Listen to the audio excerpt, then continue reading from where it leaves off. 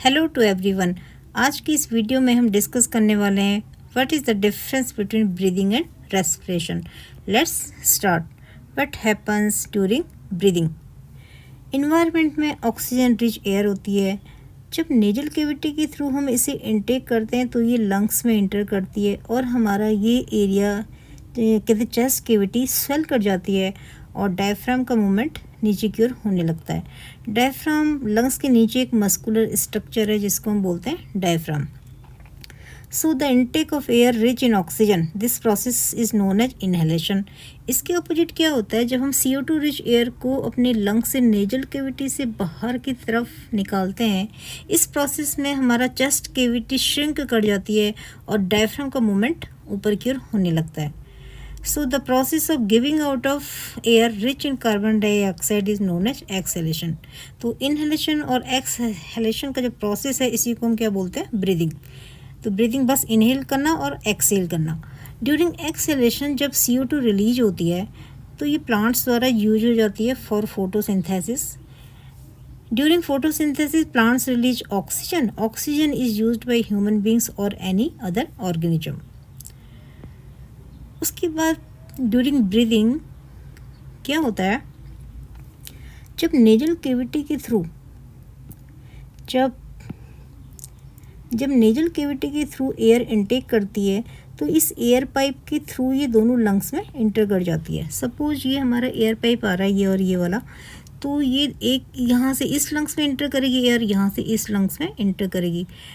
ये जो हमारा मेन जो एयर पाइप है जिसको हम बोलते हैं क्या कहते हैं, ट्रैकिया दो ब्रांचेस में डिवाइड हो जाता है, इसको हम बोलते हैं ब्रोंकस फर्दर डिवाइड हो जाता है फर्दर ब्रांचेस में and then again divided into sub branches, इनको हम बोलते हैं ब्रोंक्यूल्स एंड में बैलून लाइक स्ट्रक्चर में कन्वर्ट हो जाता है, that is known as alveoli.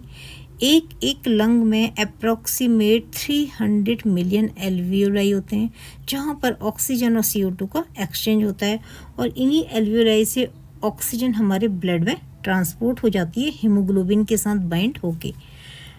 Then after that जब हम खाना खाते हैं तो ड्यूरिंग डाइजेस्टिंग कहते हैं सिस्टम, जो भी स्टार्च हम खाते हैं, कार्बोहाइड्रेट्स हम लेते हैं, वो डाइजेस्ट होने के बाद शुगर में कन्वर्ट हो जाता है ग्लूकोज की फॉर्म में। In the form of glucose intestine से एब्जॉर्ब होकर ब्लड में चला जाता है। अब ब्लड में ऑक्सीजन भी ट्रांसपोर्ट हो रही है और ग्लूकोज भी ट्रांसपोर्ट हो रही है। What happens after that, oxygen भी ब्लड में ट्रांसपोर्ट हो रही है और जो हमने स्टार्च खाया था वो ग्लूकोज भी इंटेस्टाइन से एब्जॉर्ब होकर ब्लड में ट्रांसपोर्ट हो रहा है। ग्लूकोज एंड ऑक्सीजन ये ब्लड में ट्रांसपोर्ट होके बॉडी के एक ऑर्गन में पहुंच जाता है, एक ऑर्गन के एक चैम्बर यानी कि सेल में पहुंच जाता है।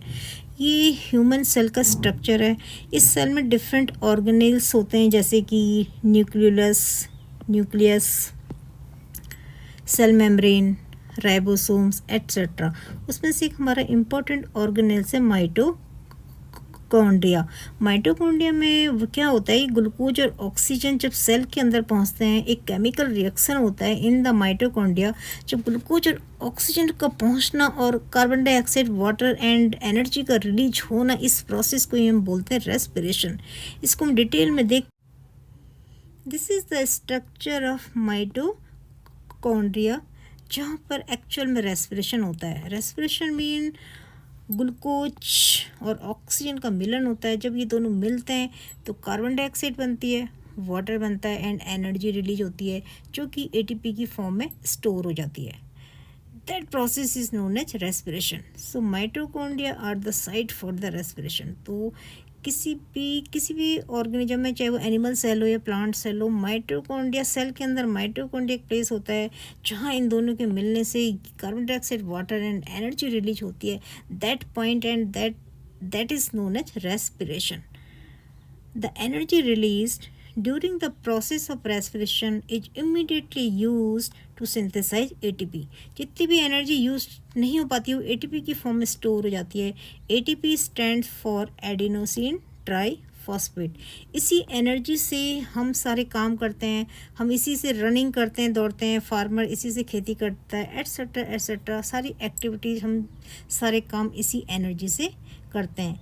Let's study the equation of respiration.